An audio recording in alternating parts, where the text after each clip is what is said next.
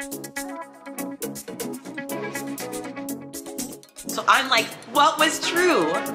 What was true? I'm not liking reading it, but I'm liking reading it, you know?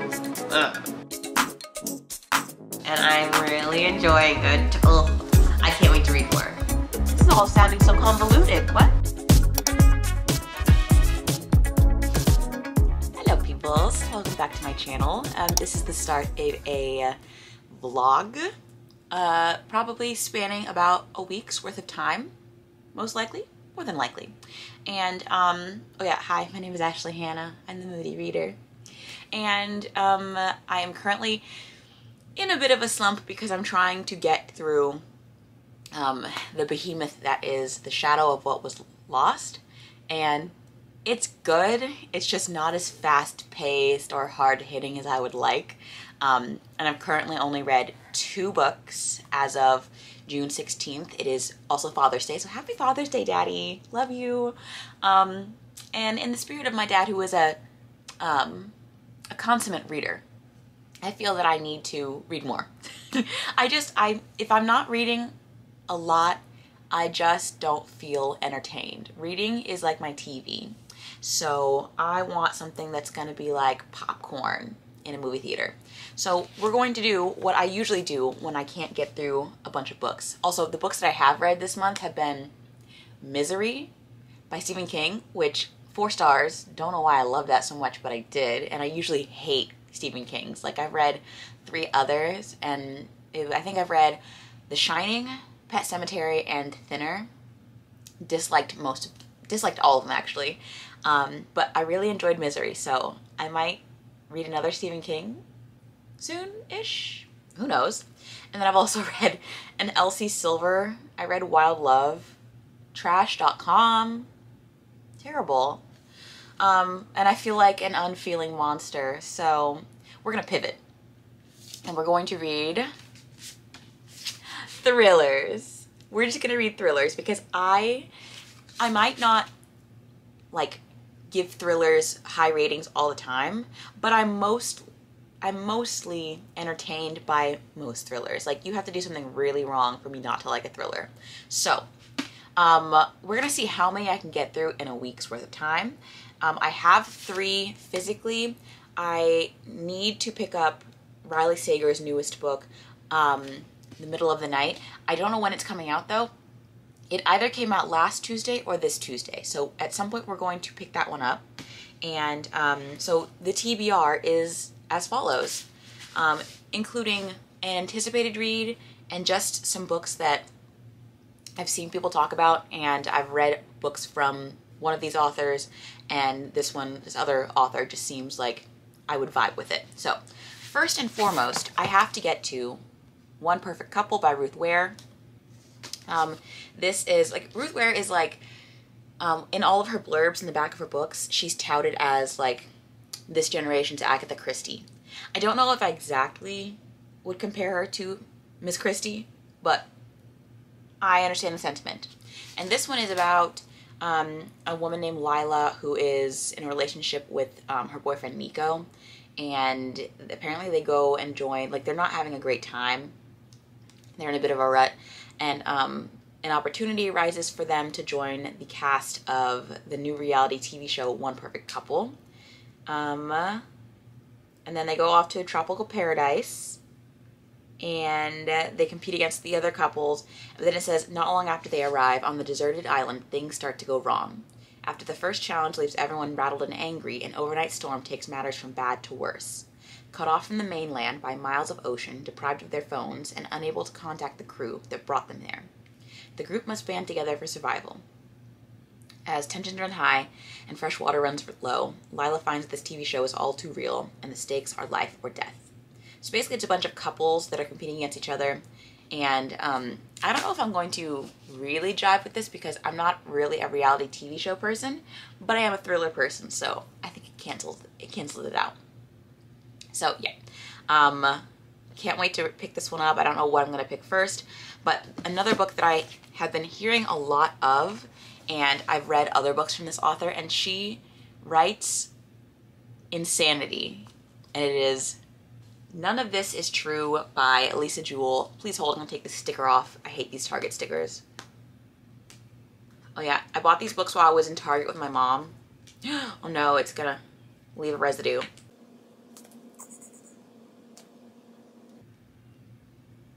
Got it. Okay, so None of This Is True. I've seen people read this and talk about it and say it's just unhinged, and I can't wait to read it. I don't really know what it's about, but apparently it's someone celebrating their 45th birthday. A podcaster, Alex Summer, crosses paths with an unassuming woman called Josie Fair. And Josie is also celebrating her 45th birthday. They are, in fact, birthday twins. And they keep bumping into each other outside Alex's children's school. Josie listens to the podcasts and thinks she might be an interesting subject for her series. She tells Alex, on the cusp of great changes in her life. So I don't really know what this is about. I think they just keep popping into each other's lives.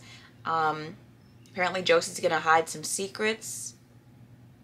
And yeah, I really don't know what's gonna happen. All I know is that I've read other Lisa Jewell's, like The Night She Disappeared and The Family Upstairs. Those are all unhinged, but they're all just like entertaining. Lisa Jewell can write an entertaining, like, what the hell is going on kind of a book. So looking forward to this one. And then the last one I have physically is First Lie Wins. Again, Stickergate. Oh, this one is like a squatter. Oh my gosh. Okay, we're gonna peel that off later. So First Lie Wins, I've heard, again, a lot about this one. And I want to read it. It's by Ashley Elston, so a fellow Ashley. Although, I don't know that I quite consider myself an Ashley because my name is technically a double name, and I don't feel like I have very much in common with Ashley's or Hannah's, but whatever. This one is about, okay, the identity comes first. Evie Porter. When she's given a name and a location by her mysterious boss, Mr. Smith, she learns everything there is to know about the town and the people in it. Then, the mark. Ryan Sumner. The last piece of the puzzle is the job. Evie isn't privy to Mr. Smith's real identity, but she knows this job isn't like the others. Ryan has gotten under her skin, and she's starting to envision a different sort of life for herself. But Evie can't make any mistakes, especially after what happened last time. Evie Porter must stay one step ahead of her past while making sure there's still a future in front of her. The stakes couldn't be higher, but then Evie has always liked a challenge. Ooh! Okay, Southern. You got me at Southern. I'm a Southern girl, even though I probably don't sound like it. I've always thought, should I just adopt like a Southern accent and just switch it up on people in my life? Let me know. Yeah, so again, I really don't know very much about this book. All I know is that it has something to do with spies. I don't know. I'm intrigued. So, that is our TBR plus Middle of the Night by Riley Sager. We're going to get our hand on that bad boy. And let's see if we can read all three of these, or all four of these in a week. Let's see. It's a challenge. Challenge? Challenge.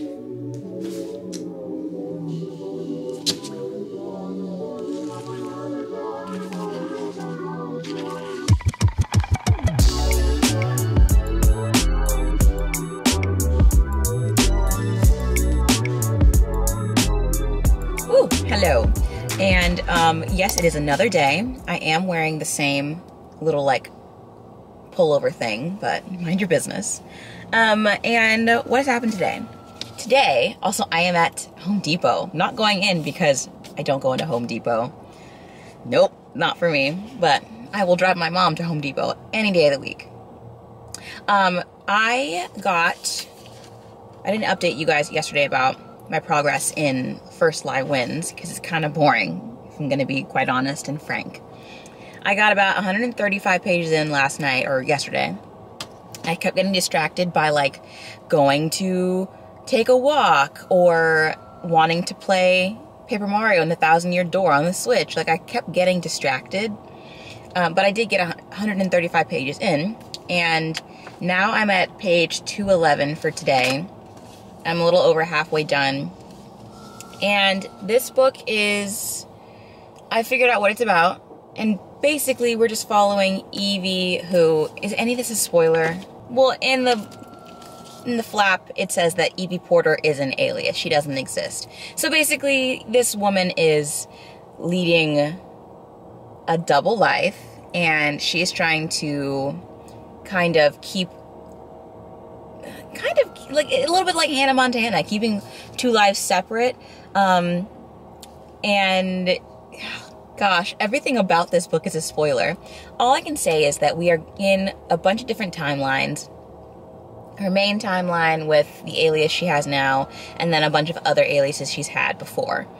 And we've had a development in which she's kind of in deep doo-doo right now. So, yeah. And we're also learning a little bit about her boyfriend, Ryan, and they've just moved in together at the beginning of this novel after dating for 2 months. So the people in her friend group, or in his friend group, are a little suspicious. And, you know, it's in the South, a lot of Southern charm. And that's about it for this book. It's just a lot of details that are a little, like, it's so detailed that it's a little boring. And that's all I think I can say right now. Really, I don't want to read this anymore. I want to move on to a different book. Because one of my friends on Instagram, well, Bookstagram, was like, ooh, I want to read The Passengers by John Mars. And I started reading The Passengers last year, and I DNF'd it. A soft DNF.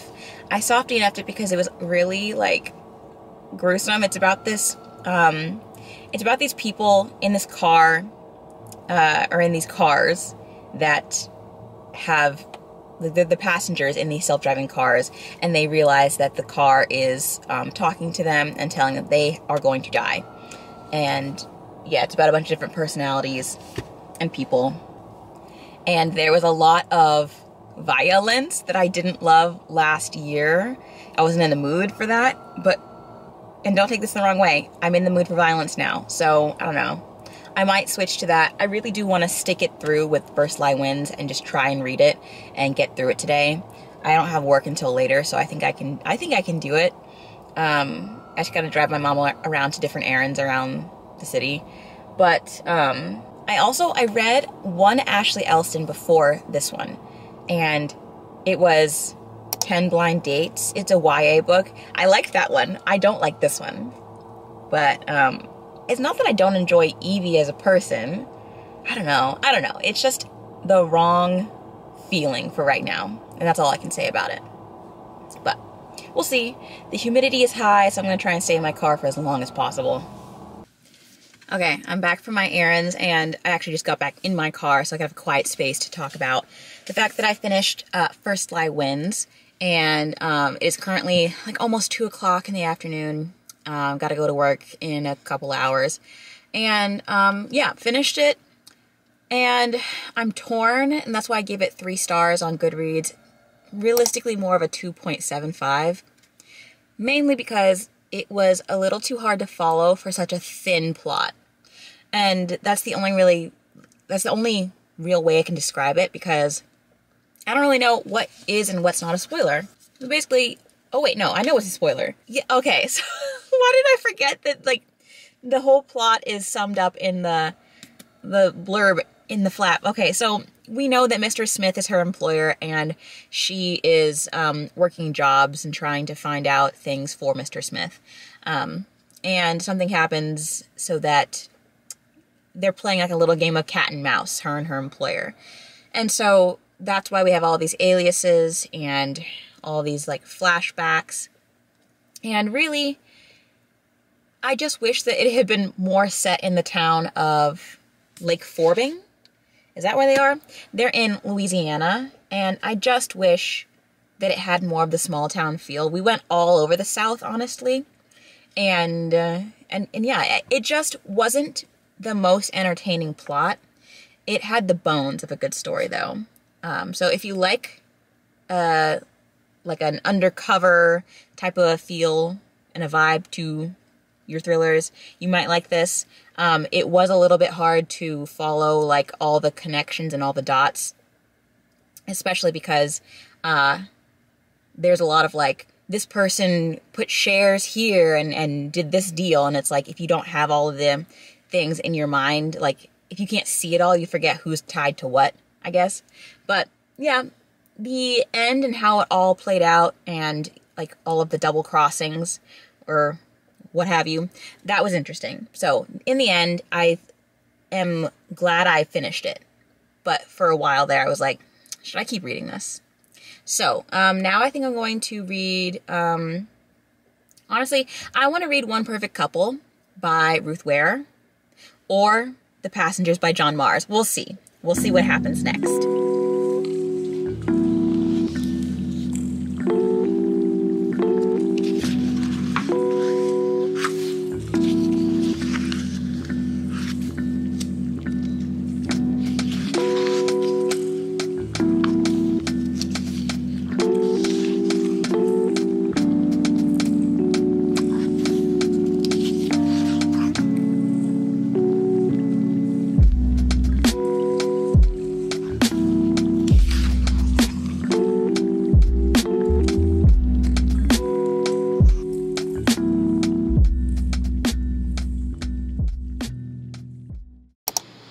So much like last June, I am sick. I think I have body aches and post-nasal drip that you wouldn't believe. My brain is on fire. I'm dying. And I can't tell if I'm just highly suggestible, because I saw somebody do an I'm sick booktube video reading while they were sick. But then also, it could have been the fact that I just worked a ballet birthday party with 15 children under the age of 5. Who's to say? So I'm not feeling great, but I'm going to try and read a little bit. I think I've read 77 pages of One Perfect Couple, and I'm enjoying it. Hopefully it can take my mind off of all of this nonsense. I didn't get a lot of sleep last night. I woke up at like 4. And then I was like, shoot, I'm up. I guess I should do something. So I listened to the Bible in a Year podcast.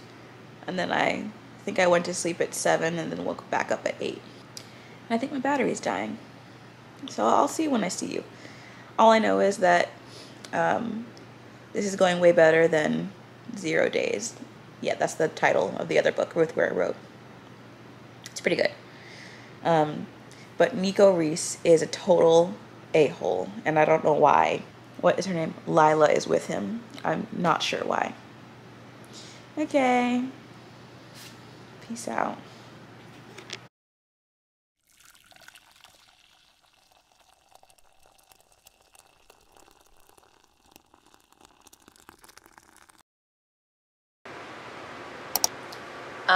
Excuse my face.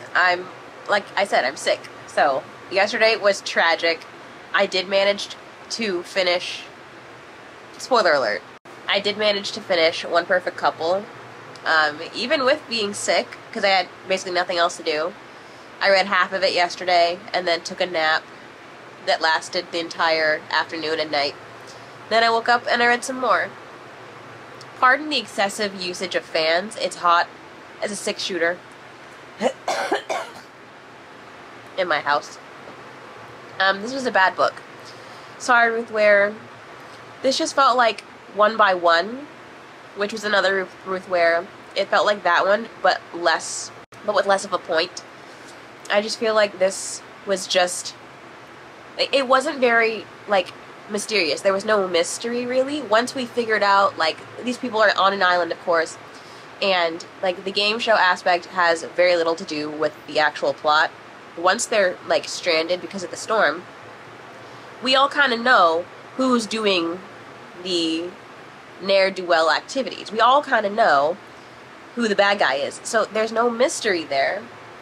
What is the mystery is how these people are tied together.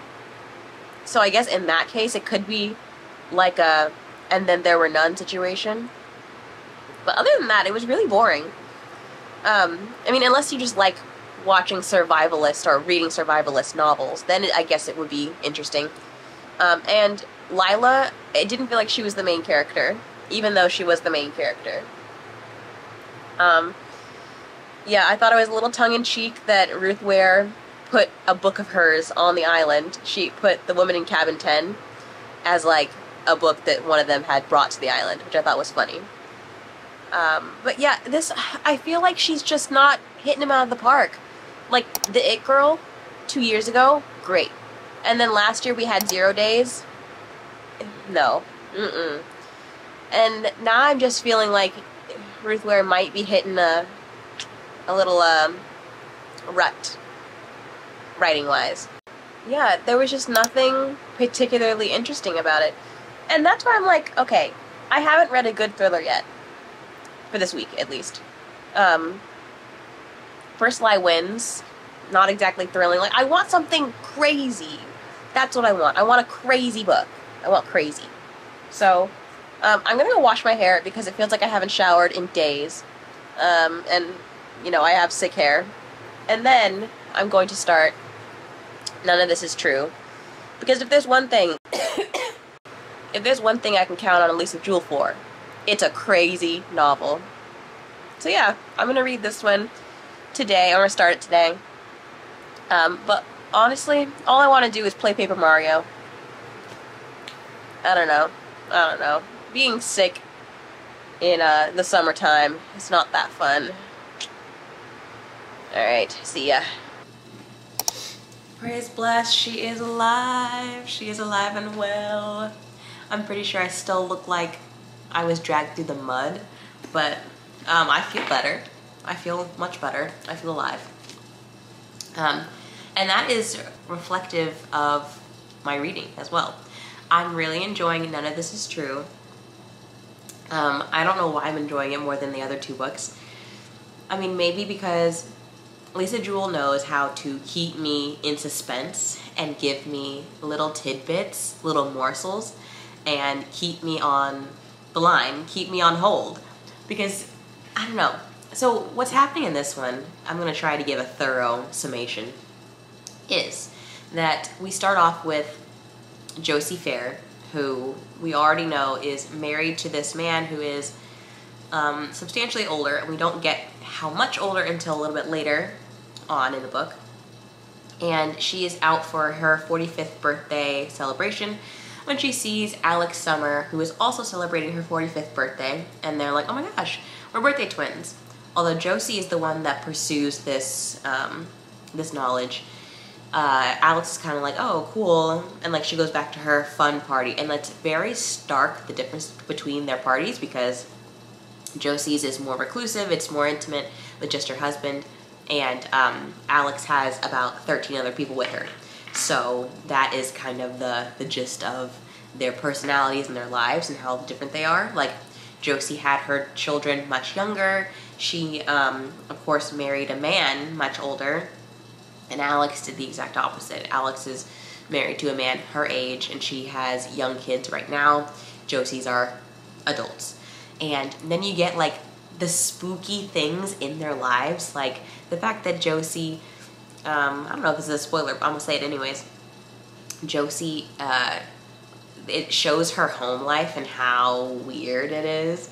And how, like, her eldest daughter is in her room and she doesn't come out.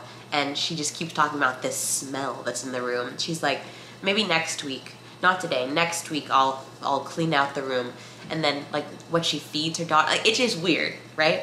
But then also, Alex has this home life that's not great because her husband is going out till the wee hours of the morning, getting drunk and not knowing where he is, and she can't rely on him. I don't know. It's so interesting. I don't know what's going to happen. I don't know what's happening right now. All I know is that I'm glad I picked this one up, and I know that a lot of people didn't like this book, and I don't know why. I feel like Lisa Jewell is an acquired taste, and I haven't. So... what else? Right now we're just getting into the podcast element of it and how Josie has pitched her podcast, because Alex usually does podcasts based off of other women who have come through, like, the deep end of things and persevered and are now, like, boss women, you know? But Josie has a premise of, like, show the in-between, show the going through it. And so I guess Josie wants to make her life, transform her life. And yeah, so I'm only 60 pages in, really. I am, let's see here. Oh no, I'm 71 pages in, and I'm really enjoying it. Oh, I can't wait to read more. Okay, bye.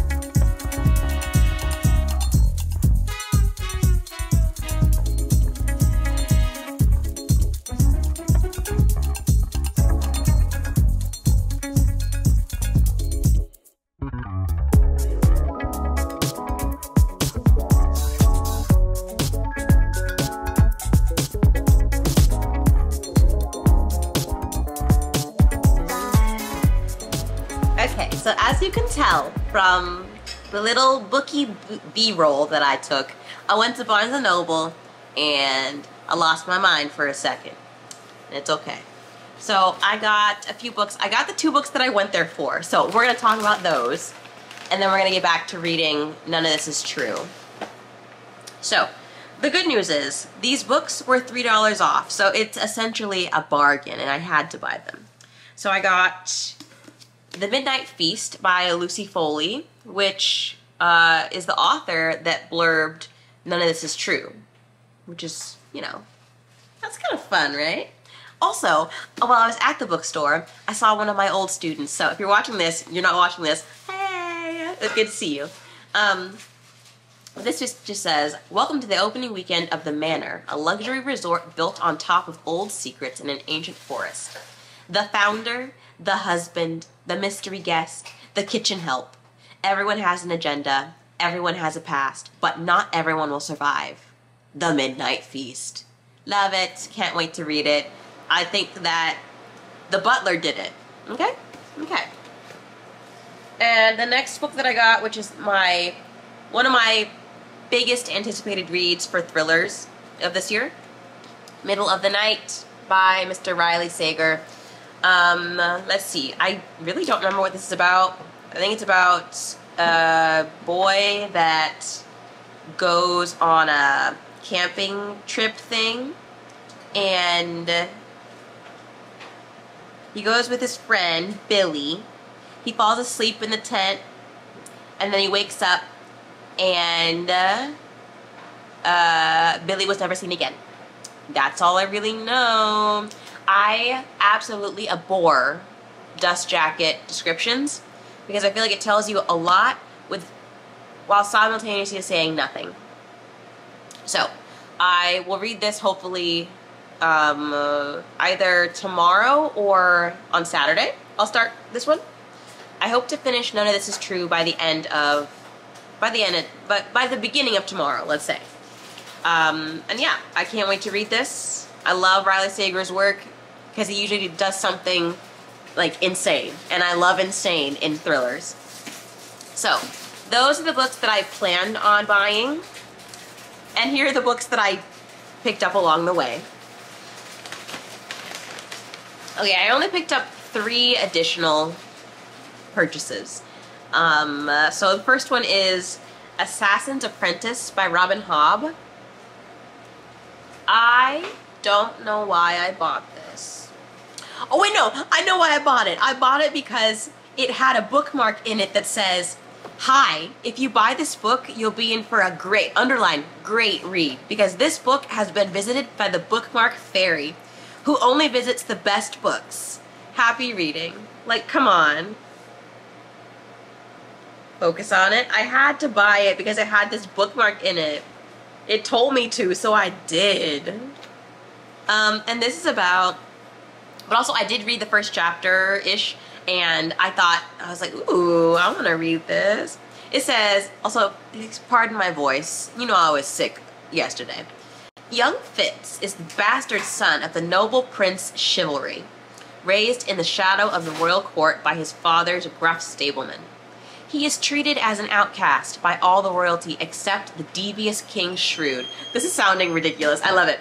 Who has him secretly tutored in the arts of the assassin. For in Fitz's blood runs the magic skill, capital S, skill, and the darker knowledge of a child raised with the stable hounds and rejected by his family. As barbarous raiders ravage the coasts, Fitz is growing to manhood. Ooh. Soon he will face his first dangerous, soul-shattering mission, and though some regard him as a threat to the throne, he may just be the key to the survival of the kingdom. Okay. Sick. Like, come on, this just looks like classic fantasy. Like, come on. Iconic. And the next one, I don't know why I bought this. I'm kind of ashamed. I bought Magnolia Parks by Jessa Hastings, and this looks trashy. And it says, Magnolia Parks is a beautiful, affluent, self-involved, and mildly neurotic London socialite. BJ Ballantine. Do I have to ask, what does BJ stand for? Is Britain's most notorious and photographed bad boy who broke her heart. But these two are meant to be, and everyone knows it. Magnolia and BJ are written in the stars, just suspended in a strange kind of love that looks like hurting each other a lot of the time. She dates other people to keep him at bay. He sleeps with other girls to get back at her for it. But at the end of their every sad endeavor to get over one another, it's still each other they crawl back to. Finally, after years of this, their dysfunction is catching up with them, pulling at their seams and fraying the world they've built. But they're not ready to let go. Not yet, at least. As the cracks start to show and secrets begin to surface, Magnolia and BJ are forced to face the formidable question that they've been avoiding all their lives. How many loves do you really get in a lifetime? Yeah, this is a popular book series, I believe. I've really never heard of it. I've heard of people wanting to read it, but I've never watched any booktube videos with it. I've never seen any reviews of this book, and I'm just curious because it sounds ridiculous. And I read the first chapter and it looks ridiculous. So I'm in it. I'm in it to win it. And then the last book that I picked up, also, I love any book that is set in London. I am an Anglophile. I love Britain. I'm sorry, I love it. I love it. That's part of why I love Valerie McFarlane's books. Ruth Ware's books are usually set in London or, you know, in Britain. I love that place. Never been there, probably never will go there, but I love it. I love to be transported there via pages. And then the last thing that I picked up, which again is another British thing, but this one I have reasoning for it. I picked up The Complete Sherlock Holmes Volume 1 by Arthur Conan Doyle. It should say Sir Arthur Conan Doyle. I don't know why they are disrespecting him like this. This is the first volume of Sherlock Holmes novels. I bought this because I have been looking for Volume 1 for what feels like years. Because I bought Volume 2 on Book Outlet, not knowing that it was Volume 2. So now I can finally read that volume after I finish, or after I start this one. I love mysteries, you guys know, and yeah, I just want to read it. And it's a classic. I gotta read it. I love Mr. Sherlock. Plus, I love, I guess this is an unpopular opinion. I don't think it should be unpopular. I love the Robert Downey Jr. version of Sherlock Holmes. It is the best version. I've watched the Benedict Cumberbatch version. That one could go suck a rotten egg. Hate it. Yeah, I love Robert Downey Jr. I love Sherlock Holmes. What's his face? Watson. Jude Law. Jude Law, I could take or leave him.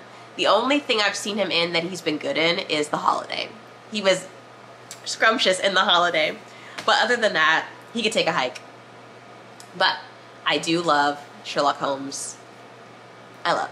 So I can't wait to read A Study in Scarlet.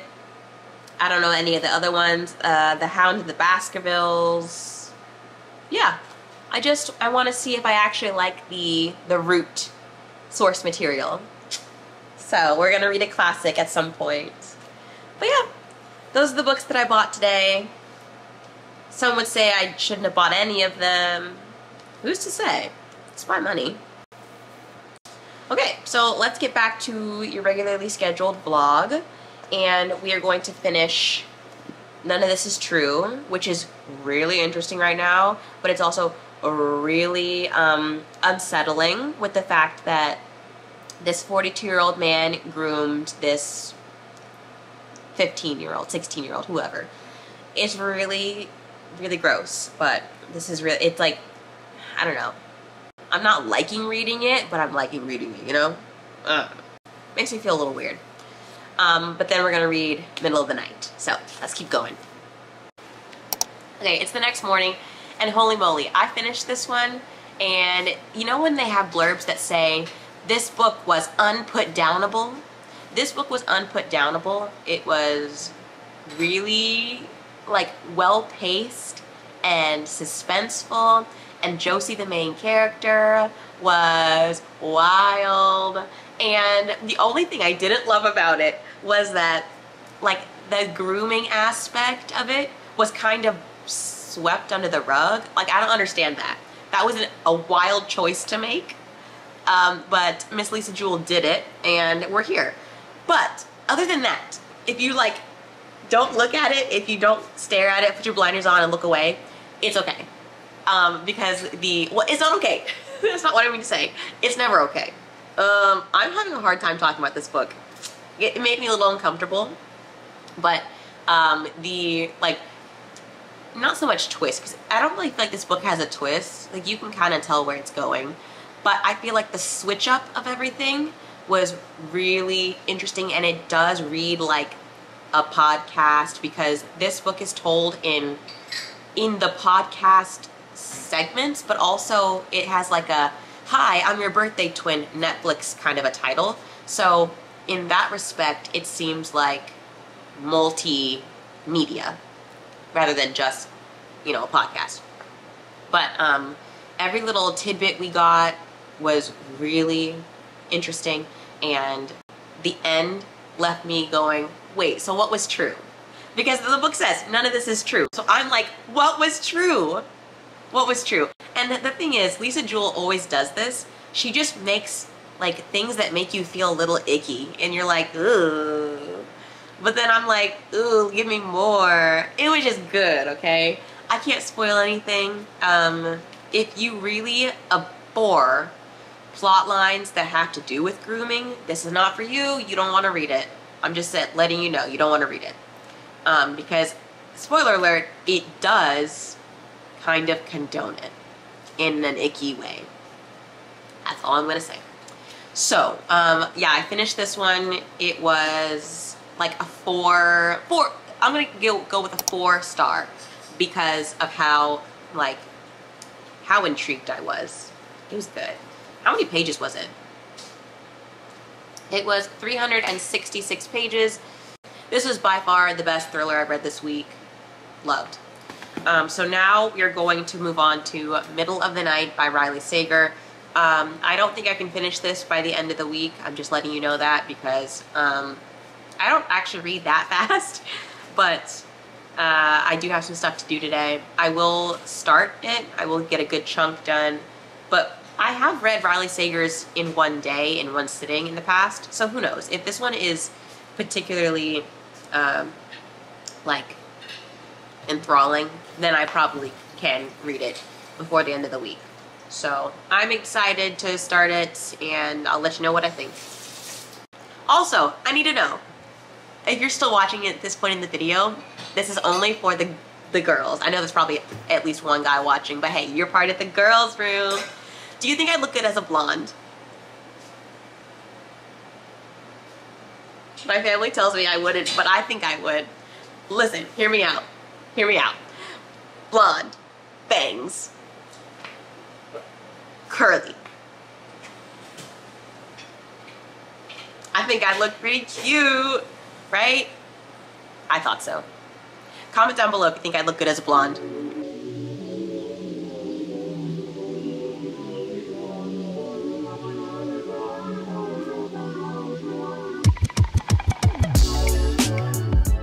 Well, hello. It's about 9:01 the next day, and I am 100 pages into Middle of the Night. And if I didn't hate the outdoors and didn't live in the South in the summer, I would totally be reading this in a tent of my own at night with the sound of the crickets and a nice warm breeze and a friend, you know, and a flashlight. I would totally be reading this then. It's very atmospheric. So basically we get started with Ethan as his older self, 30 years after the disappearance of Billy. And he has been having this dream for years and years and years, ever since it happened, where he has basically insomnia, but he does get to sleep for a period of time and then wakes up after hearing like the scritch of the tent being like ripped open by a knife or whatever. And he wakes up, he's in his childhood home because he has, his parents have moved out, they moved to Florida, so he's back in his New Jersey home, and he swears that he can sense Billy's presence. He doesn't know if Billy's there, even though, you know, everyone's like, it's been 30 years, he's probably dead, but he could be alive. And when he finds like the calling card of a baseball, which is like the signal they used to use as kids to say, hey, let's meet up and, you know, frolic and have fun. He finds a baseball and he's like, this is weird. And so clearly some weird stuff is happening, obviously. And he's like, okay, well, the next logical move is to figure out what is happening, what happened.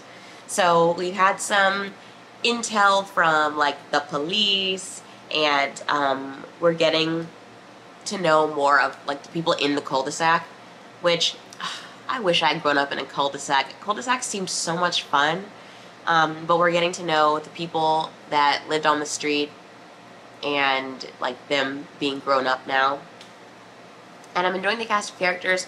I know that people who have read this and have read it faster than me say that they really enjoy Billy's part of the story.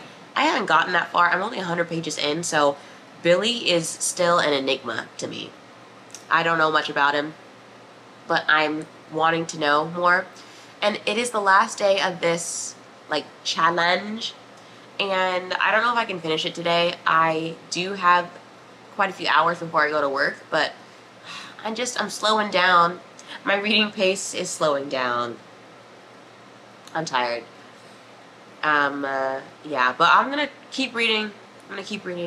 I might make myself some breakfast. I don't know, I'm not really that hungry though, so I might just make some tea.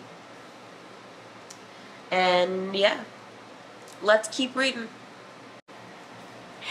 There is a character, so Ethan had a babysitter who was 5 years older. Her name was Ashley, and she is now back in her old town, as are the rest of them, because she's caring for her older father, and she has a son named Henry. And now Ethan and Henry are hanging out because he had to take care of him, like babysit him for a second. And this little kid is so funny. He's so cute. He's like, I guess it's acceptable. And he's like a reader, and he just seems like, I don't know, such a, not precocious, because he's a little more like, what's the word? A little more standoffish than that. I like him. I like Henry. He's cute. He's a cute boy. Wait, so case in point, like, they're in the car, and he's like, you doing okay back there? He's saying to the kid, Henry. And then he's like, I'm fine, Mr. Marsh. And he's like, you can call me Ethan, you know. And then Henry says, I prefer to keep our relationship formal, if you don't mind. Henry is an icon. So, Ethan in this book has been married. He's now divorced because he didn't have the emotional fortitude to have a kid with his wife, Claudia. Even though she said she didn't want kids, and then she was like, psych, I actually do want kids. But what I don't understand is, like, and I guess I understand it, but what's weird is that he keeps on texting her and calling her to be like, oh my gosh, Claudia, I'm walking in the woods thinking of you. And I think Billy's haunting me. And I'm like, one, are we gonna learn that Claudia's dead and that he's texting nobody? She was a ghost? Oh, if Claudia was a ghost, that would be so funny. I don't think she's a ghost, though. But I don't understand what the point of that plot is. There's a lot of stuff in here, actually, that I'm not sure where it's going. Like, we have a bunch of different, like, in the flashbacks, we have a bunch of different perspectives. It's not just Ethan's. In present day, it's just Ethan, but in the flashbacks, we have his mother and how she got let go from her job, like, the day before the events happened. We have Rajesh Patel, who is the son of the Patels, obviously, and he was friends with Johnny, and Johnny was, because he passed away when he was a teenager because he overdosed on drugs. He was the older brother of Russ, and Russ was the not quite friend of Ethan's when he was a kid, but now they're cool. But he didn't like Russ because he was a little unstable emotionally. And then we also have Ashley's perspective when she was a teenager. So there's just a bunch of stuff happening, and I'm not sure where it's going. This is the least sure I've been of any Riley Sager book. I feel like I usually know where things are going, but I'm kind of lost right now. It's also the only Riley Sager that's written from the perspective of a male character. And I don't know. I like when Riley Sager writes from women's perspectives, okay? I enjoy it. But that's not to say I'm not enjoying this one. I'm just confused. But, yeah, I am now on page 193. We'll see how far I keep going. I feel like I need a nap. So I think technically the week is over, and I should stop the video because I think I started this last Sunday. But we're going to keep going with the video because otherwise, what are you looking at?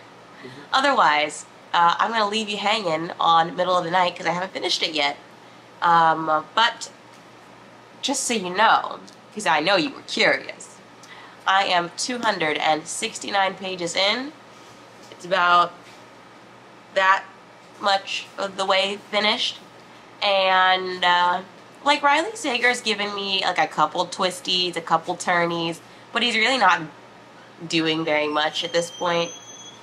Like we had the reveal of like what they're doing at the Hawthorne Institute, which Hawthorne, it just makes me think of Community with Pierce Hawthorne. That's all I think when I hear that or when I read that name right now. But we have what they're doing there. We also have like what Joyce Marsh, Ethan's mom, was doing and why she got fired. We also have like, we had a reveal about a certain neighbor in the cul-de-sac. But other than that, nothing's really happened. I'm not sure what I'm supposed to be guessing. And I know that it's not just going to be like, okay, so I guess we're supposed to be guessing who killed Billy, right? But it seems so innocent at the moment. Nothing seems like, there's no stakes involved. I don't know. And like, I'm curious. There's not really that driving force at the moment for me. I guess this plot isn't my favorite. I still like the writing. I still think it's a good book. I just don't love the plot. It's not fast-paced enough, you know? But other than that, yeah, I'm gonna finish this. I'm finishing this one today. Sad day. As you can tell, I'm still kind of feeling sick. I got really, like, I felt really well a couple of days ago, and then I think I pushed myself too hard and now I feel ill again. But that's just the way things work sometimes. And now I'm gonna go make some chocolate chip muffins. I won't eat any though because the thought of sugar right now is turning my stomach in obviously not a positive manner. So yeah.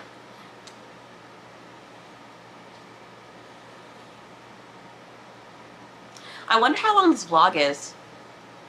I haven't looked at any of the footage and I don't want to because I look ill in most of it and ugly.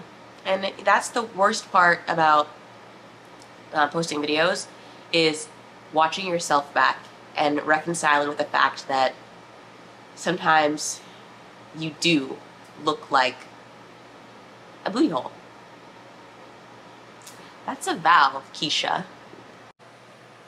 So basically these muffins are the best, and they are really simple, and they're just flour, sugar, baking soda, baking powder, some melted butter, buttermilk, eggs, and any recipe with a tablespoon of vanilla extract is a good recipe, let me tell you. So you just mix those things together, put it in some muffin tins, and you bake it, and it's really good. Oh yeah, and chocolate chips, they're great. Although I do make one for my dad that is chocolate chip less, and it is, as you can tell, psychopathic, so we do that for him.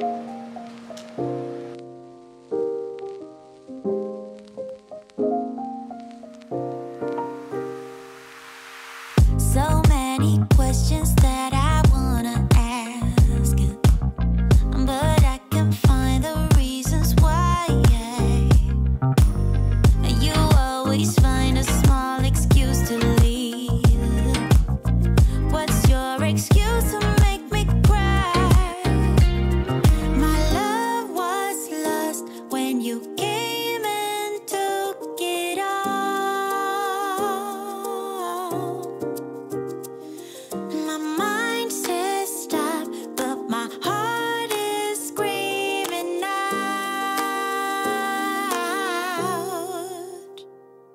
Don't go, just leave, no stay with me. I'm incomplete.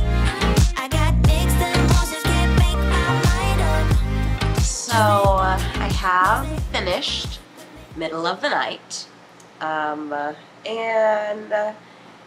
it picks up quite a bit towards the end, which is good. And there were a lot of like,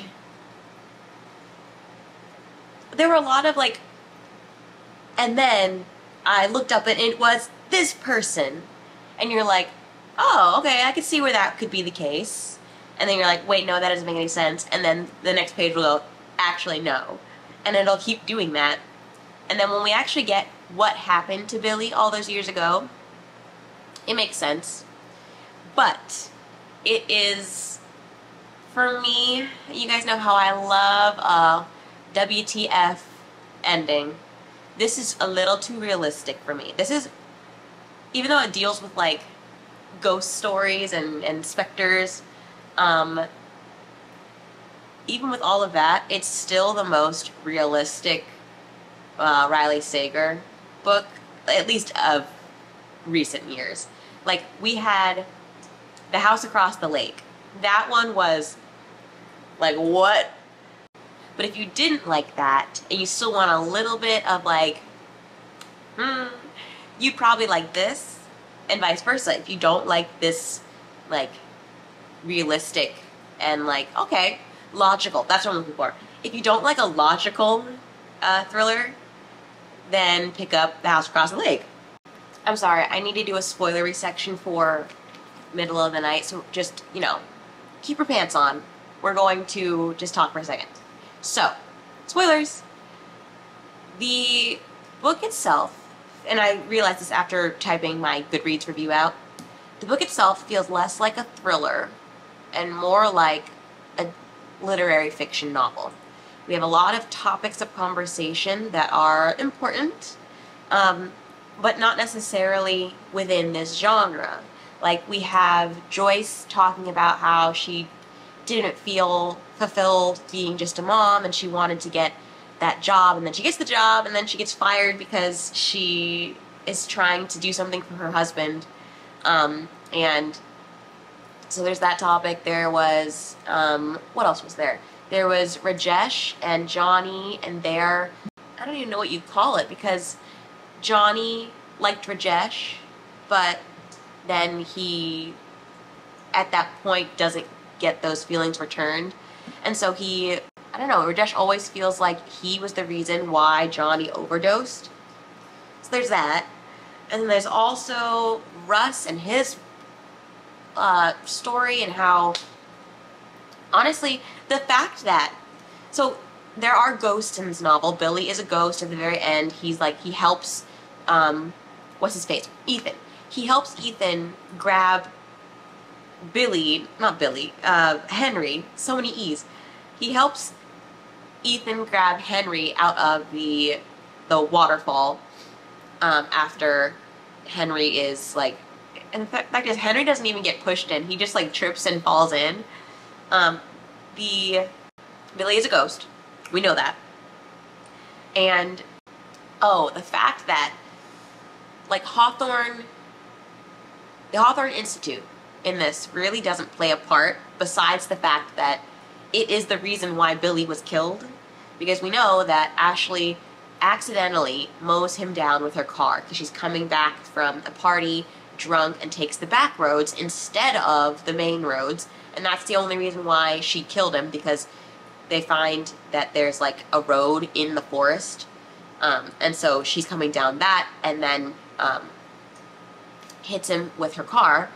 And the only reason why he was in the forest at that point was because Russ had opened the tent with a knife. And the only reason why Russ did that is because Russ was... Why did he do it? Russ had anger issues. And he wanted to be liked. He wanted to have a friend. And to make the friends, he decided to... This is all sounding so convoluted. What? So he tagged along with them in the forest. And it's all pretty, like I said, convoluted. But it's like a game of, if this didn't happen, then that wouldn't have happened, and then that wouldn't have happened. It's all just a snowball effect for as to why Billy ends up dead. And honestly, the main thing is, Billy wouldn't have ended up in the forest. He wouldn't have thought that ghosts were real if Russ hadn't opened the tent. Because that's the only reason why he left. He was like, that must have been a ghost. So really, in essence, it is Russ's fault that Billy died. But also, it's Ashley's fault, because she's the one who was driving the car. She was drunk, and that's that. But, it just all seemed so literary fiction-y. But what's one thing I liked? Oh, the one, like, moment that I did enjoy was when we found out that Claudia was dead the whole time. I did enjoy that reveal. Because I was like, wait, why does he keep on harassing his ex-wife? But he wasn't harassing her. She was dead. But I don't think that reveal can make up for all the other things. So, yeah. Pretty lackluster. But there were some good moments. I don't know. I'm on the fence. Yeah. For me, personally, it was a titch too logical. So I think I'm going to give it like a 3. And I feel really bad because I love Riley Sager's books. They always get at least a 4. I think this one is kind of on par with The Final Girl. Those books, to me, those two books are like the same in my heart of hearts. So this has got like a 3, 3.5. Not my favorite. But that means that I have finished the thriller reading blog. Like I said, I've not edited this yet, so I don't know what even I did. So all I know is that I read 4 books. I read, what did I read? First Lie Wins. Not my favorite. It was a little boring. Then I read One Perfect Couple. Again, a little boring. Like, even though it was set on an island. And there was like a game show aspect. And it was like Lord of the Flies. Still kind of boring. I don't know what's happening this year with thrillers. But then I read, none of this is true, Miss Lisa Jewell. She came at me with the and it was great. It not great, but like great, you know. And then of course Middle of the Night, which was middle of the road. So yeah, I think I've said my piece. I don't know what I'm going to read next. I feel like I want to do a fantasy reading vlog. So if you have any fantasy books that you would like me to read, I will probably not see these comments in time for them, but you can put them in the comments down below. Yeah, thank you for watching. Give this video a like and subscribe if you would like to. I'm not going to force you. And yeah, go read a book. Bye. I feel ill.